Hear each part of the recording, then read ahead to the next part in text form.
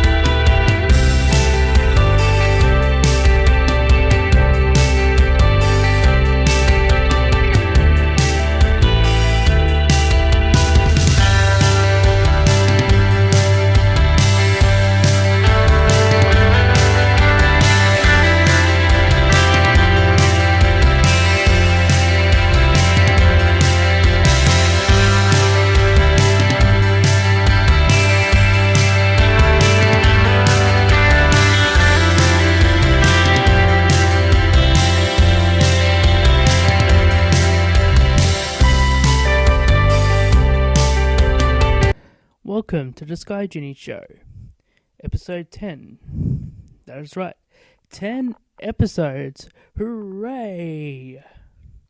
The absolute worst show ever is 10 episodes in, so let's get started. If you would like to follow me on Twitter, I am at SDD916. And if you'd like to join my Facebook page, it is the Sky Genie unofficial official group page. And if you would like to donate to the show to show your support for the show, go to the homepage of my YouTube channel and click on the donate button. You can donate as much as you like, and your donations will go towards the show and helping improve the quality of the show so you get a way better show than you're getting right now. Please like and subscribe to us here on YouTube. I'll normally be doing Daily Motion, but there has been a bit of an issue with uploading shows. I don't know what's going on. Everything on YouTube seems to be going fine, but Daily Motion won't be uploading my videos. I believe episode number 7 and the last episode of number 9 wouldn't upload, and I'd been trying to get them up, so I've kind of decided to scrap Daily Motion as it is and just stick to YouTube, I guess. So sorry to Daily Motion fans, but that's the breaks. I'd like to shout out a few podcasts. Get in the Corner on Wednesday at 9 PM on Mixlr. As well, also on Mixlr is the Don Tony Kevin Castle show, who drop every Monday night immediately after Raw. As well, on the same channel as the Don Tony Kevin Castle show is Wrestling Soup. They do a show on Thursday at 9:30 PM. They also do a Saturday morning shipbox on Saturday mornings, but this is not on pay-per-view weekends. And on Sunday pay-per-view weekends, they do a recap show of the pay-per-view.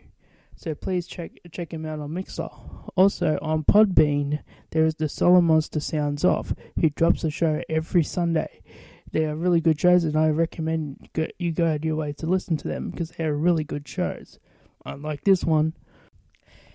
And for those wondering about Genie Jr, he didn't do anything stupid at all since last time. In fact, he got a girlfriend and a job and has moved out into his own home. I don't know what to think. But anyway, we have news and Raw and Smackdown reviews coming up right after this commercial break. Yep, those gags are still going. The latest craze sweeping the nation. Butt Chug Madness. Yes, Butt Chug Madness is the biggest event in history. See all the world's greatest butt chuggers come to challenge for the ultimate prize. The Butt Chug Championship and win $10 million in butt chugging. Check out butt chugging website for details. And we are back. And a bit of news. TNA lost its TV deal with the UK, which is a pretty big deal. TNA has a pretty big UK following, and as it turns out, that's where most of their money revenue comes from, is that channel. Dixie Carter is passing it off as the reason why that is happening is because of spoilers, which I don't know about you, but when we lost TNA in Australia, I wasn't reading fucking spoilers on TNA. I could care less about what TNA was doing. I stopped watching it, I stopped caring, and yet they blame the spoilers on bad ratings, which is really, really stupid. And this continues on the problems of TNA. And I feel bad because this has become... Because every day, every time I do a episode, there's pretty much everything is just TNA news. And I don't watch the show, but there happens to be more TNA news out lately than there should be. And how can you be so stupid? I mean, that stupid woman does not have it in her head that her company sucks. I'm not talking about the wrestling. I'm talking about her and the way their business runs. It's the most illogical place that any business, most illogical business ever. And I've seen businesses who have worse track records of what TNA has had. And they know when to chuck in the towel. They've known when to put money here or there. They've at least paid the workers, and they're not doing any of that. And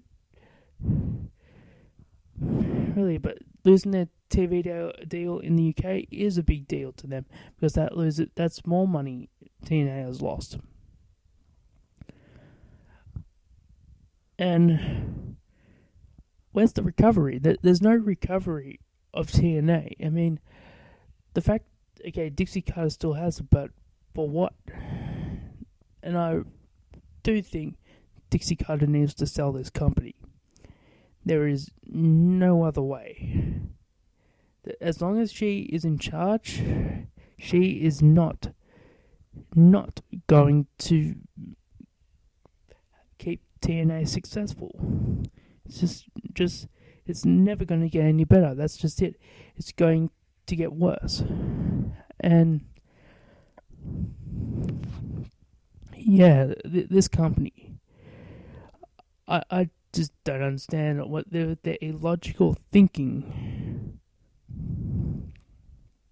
It sucks they lost their deal.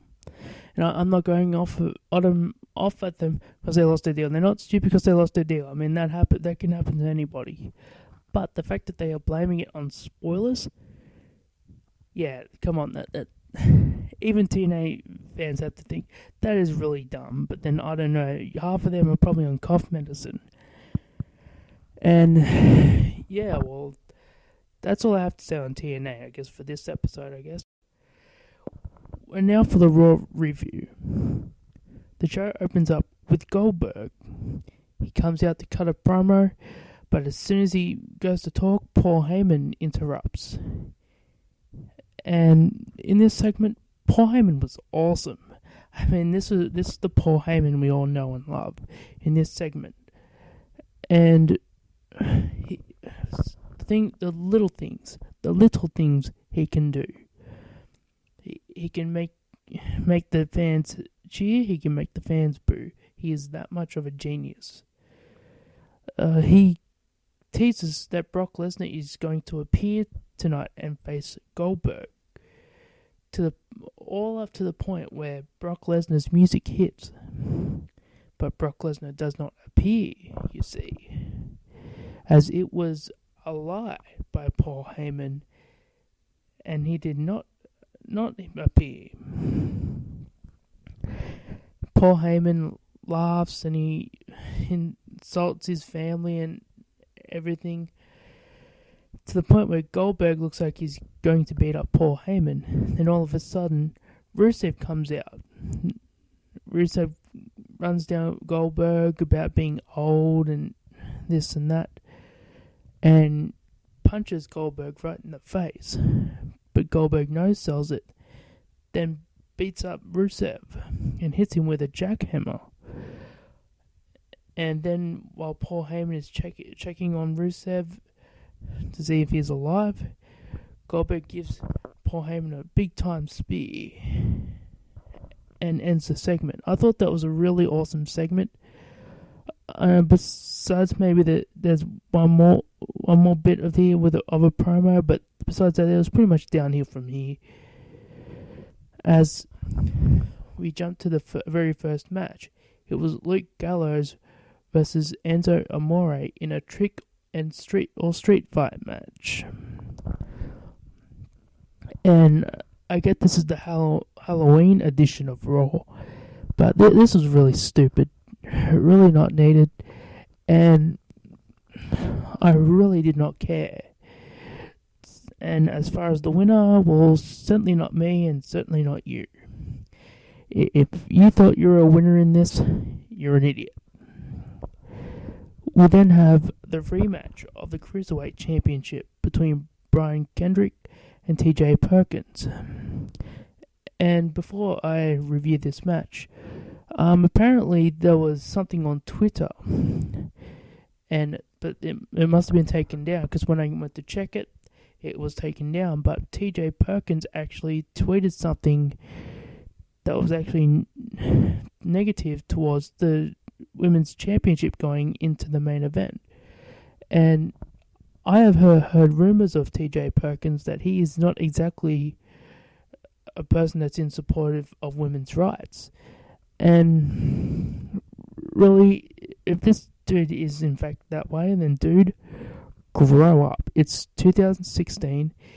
Even back in the 60s and beyond and beforehand, that wasn't right then, and it's not right now. Grow up, dude. But I'm going to review this fairly, but this match was terrible. I mean, who would have thought of an idea to put this on a TV show? There was a botch segment where TJ Perkins goes to do a Hurricane Runner from the top rope to the outside, taking both men outside the ring, and TJ Perkins landed on his neck. It looked like he really fucked himself up bad. Brian Kendrick throws Perkins back in the ring. He goes to go back into the ring, but doesn't fully go back in, and gets counted out. This is really stupid. This is really crap, pointless, and I don't even know why this was a thing. We then cut backstage, and Mick Foley is confronted by Braun Strowman, who wants competition, and puts him in a battle royal, and the battle royal will determine who's part of Team Raw to face Team Smackdown at Survivor Series. But going on from that, Mick Foley comes out to the ring, and he wants to address a controversy that happened at Hell in a Cell involving the Universal Championship. And Kevin Owens comes out, and so does Chris Jericho. And the going back and forth I thought was really awesome. This promo was going really well until Roman Reigns comes out and cuts one of the most stupidest promos ever. I mean, calling him SpongeBob SquarePants and Patrick, that's to Kevin Owens and Chris Jericho. I mean, really lame. I mean, has this company not learnt that this is not what people want to see? You want to position this guy as as the guy, and he's not. And that is the reason why he is not, because he's being booked in bullshit segments like that. I mean, really, come on. Chris Jericho makes wisecracks saying, I could beat you and take that title at any time. So Mick Foley makes the main event match between Chris Jericho and Roman Reigns, and the United States Championship is on the line. We then have a battle royal, and with all these participants, and in the end, Sami Zayn is fighting in the babyface role, but ends up losing. Braun Strowman wins the match. We then have a New Day segment, which I thought was pretty funny, dressing up as all the characters of Charles Wright, who wrestled in the WWE years ago, who went to the Hall of Fame this year. And I thought that was one of the funnier, not the funniest, but one of the funnier New Day segments in a while. We then cut to a 6-man tag team match. Drew Gulak, Tony Nese, and Arya Daivari versus Rich Swann, Lince Dorado, and Cedric Alexander. Every time I see these guys, they're in a really fun, good match. And this is the only part of the cruiserweight division that I don't hate. I hate the championship picture. I hate the people involved in the championship picture. I don't hate Brian Kendrick. I don't like TJ Perkins that much.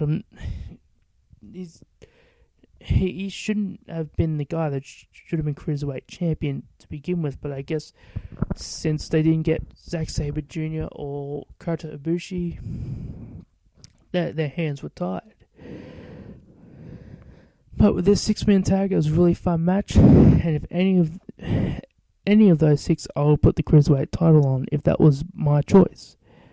We then cut to an in-ring promo, and I get we have a lot of in-ring promos. And it was a night after a pay-per-view, so now they're going to build to the next one.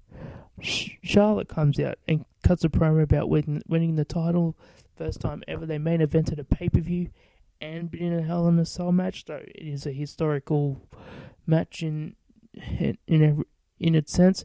Not that it was a great match, but then not all historical matches are always that great. Hulk Hogan versus Andre the Giant, great moment, not great match. See what I mean?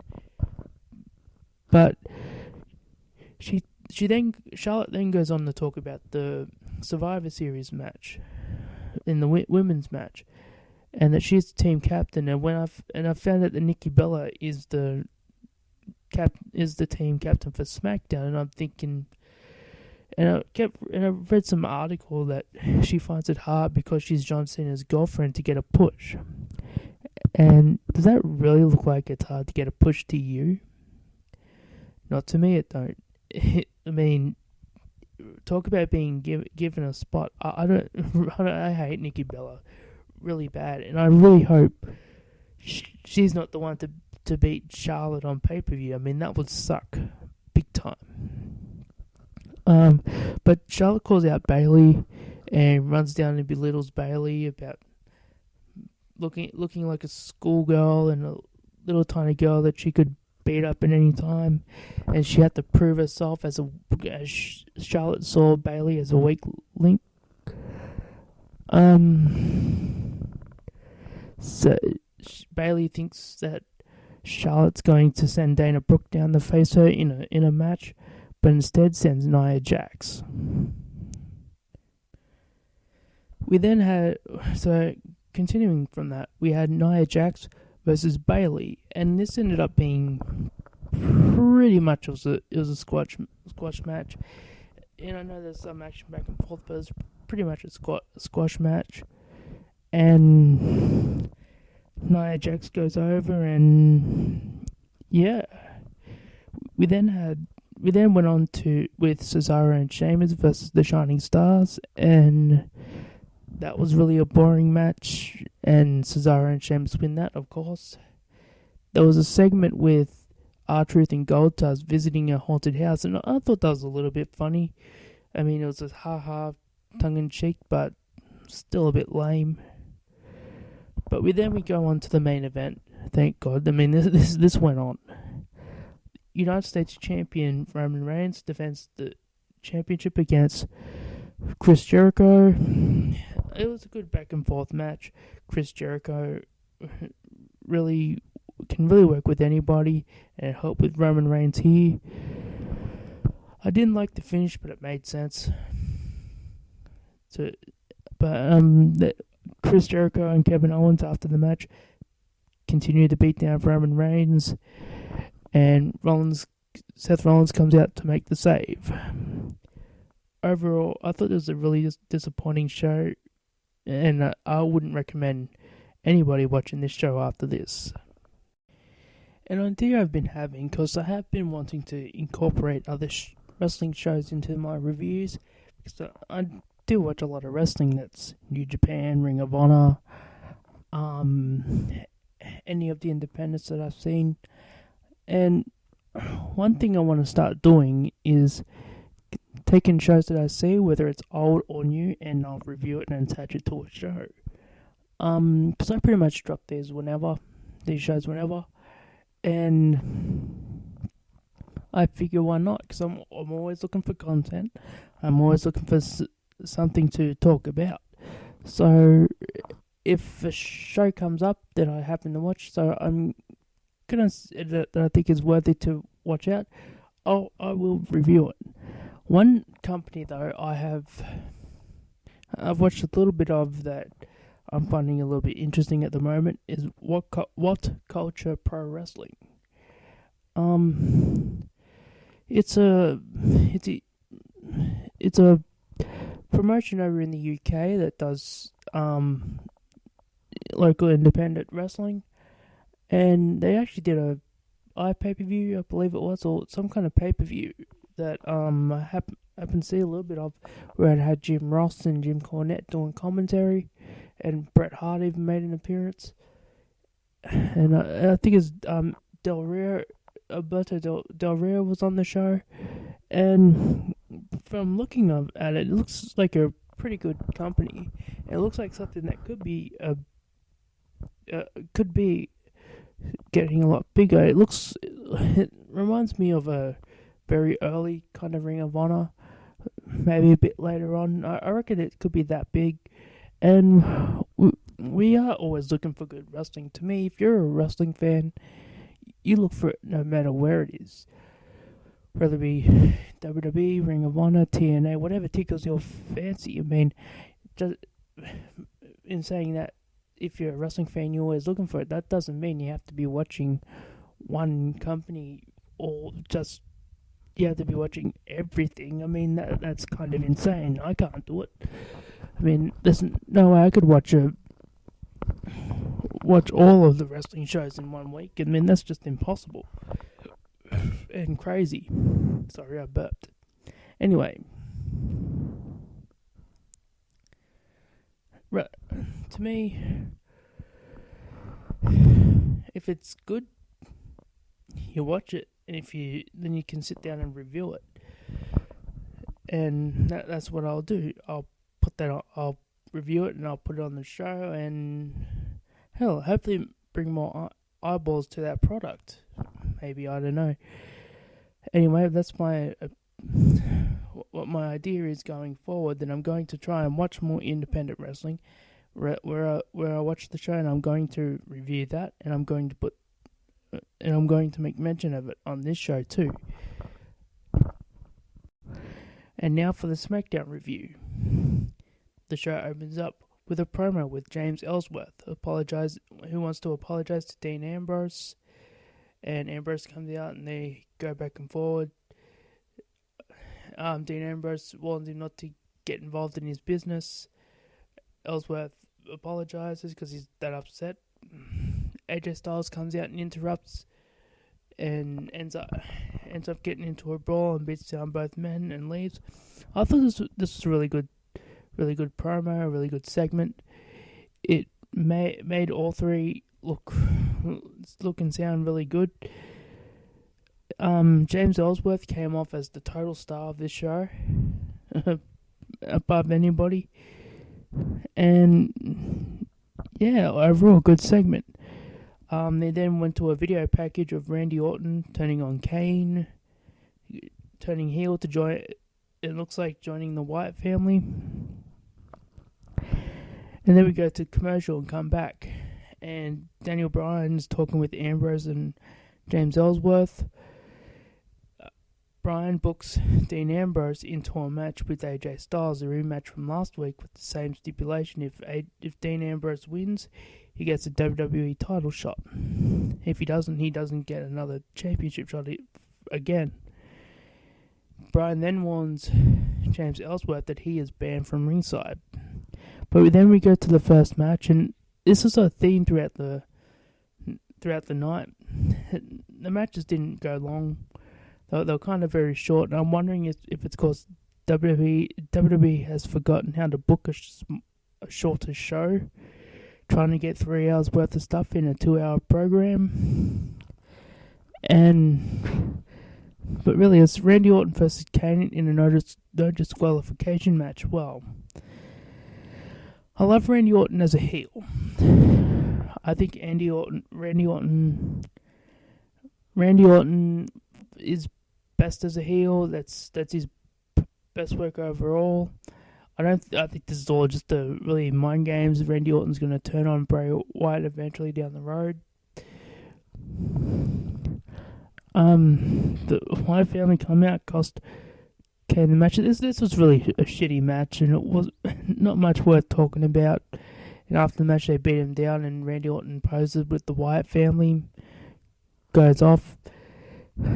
Whatever, they go to break, and after the break, it's Carmella and Alexa Bliss versus Becky and Nikki Bella. Okay, but still a short match. The heel team wins, but after it, the promos on this show has actually been pretty good, from considering the matches were. Most of them were basically squash matches. But the promos were actually pretty good. Carmella and Alexa cut a promo on the Raw women, saying that they are better, how much better they are than all the other women on Raw. Then Alexa cuts a promo on Becky Lynch for the title match next week. And yeah, I liked it. I thought it was a really good promo. Next up, we had a tag team match, the Spirit Squad versus the American Alpha. Again, squash match, nothing really special. American Alpha wins. There was a missed TV segment with Daniel Bryan. Daniel Bryan announces the Survivor Series team for Smackdown. I don't have it on the top of my head. I should have written it down, but I didn't, but whatever. And The Miz was not on the team. Miz is not happy about it and goes off at Daniel Bryan, calling him a loser and how he can't get back into the ring and wrestle and calls him a coward. Daniel Bryan fires back and this and that. Announces that there will be an Intercontinental Championship match, and Dolph Ziggler will be defending it in an open challenge to anybody. So we go to commercial, come back. Dolph Ziggler is out there, and out comes Kurt Hawkins to accept the match. Kurt Hawkins cuts a promo about how good he is, this and that. Poses to the crowd, turns around, gets super kicked in the face and pinned and loses. It was pretty much a nothing match, and yeah, whatever. After the match, Dolph Ziggler's been on fire with promos as of late. I thought they have been really good, really passionate, really in their promos. A lot of people don't buy it because it's Dolph Ziggler and he's lost a couple times. Maybe he needs more time to rehab. But I thought this was a really good promo. It issues a challenge to anybody on Raw for the Intercontinental Championship. And this pisses The Miz off. We then go backstage. James Ellsworth tries to talk Dean Ambrose into his corner. Ambrose says no. There's rules, you're not allowed, blah, blah, blah. And moving on. There was an Orton Wyatt promo that was really stupid and not worth more mentioning. The Headbangers versus the Usos. The crowd was dead, no one cared. Usos win, moved on. AJ Styles is heading to the ring. Gets cut off with an interview with that interviewer chick. She happens to be terrible, but whatever. And AJ is annoyed at the fact that he gets interrupted all the time whenever he's going to the ring and getting asked stupid questions, and says he's going to beat Dean Ambrose, blah blah blah. Then there's a bit where James Ellsworth is walking with Dean Ambrose to the exit, and Dean Ambrose pretty much kicks him out of the arena. Then we go to the main event. AJ Styles faces Dean Ambrose, and if Dean Ambrose wins, he gets a shot at the WWE Championship. This was a really good match. It was a really great match, I felt. Both these guys seem to work well off each other, and the more I see of it, the more. I mean, I just like the matches. Okay, and you can't have this forever. You can't have them going match after match after match after match and having the same match all the time. But then these two these two do work. James Ellsworth interferes in the match and pretty much costs AJ Styles the match. Almost cost Dean Ambrose the match, but then more stuff outside the ring happens and costs AJ Styles the match. Dean Ambrose wins. He's the number one contender. Show ends with Ellsworth being carried away with security. Overall, this was a good show, but it was really just a basic show just with squash matches with a really good main event and a really good opener. The promo segments were okay. Some of the backstage ones weren't also great, but you get the good with the bad. I'd probably give it a C if there was a grade letter for that. And with that, I think that's about wraps it up for this episode of the Sky Genie Show, episode 10. If you like this show, I would like to please like and subscribe to my channel. Spread the word. If you can, please donate to help improve audio quality and everything about the show to make it perfect. But the show will always remain free. Check out the other shows that are down below. I'll put the days. This is all American times. I'll put down there. But otherwise, thank you for listening.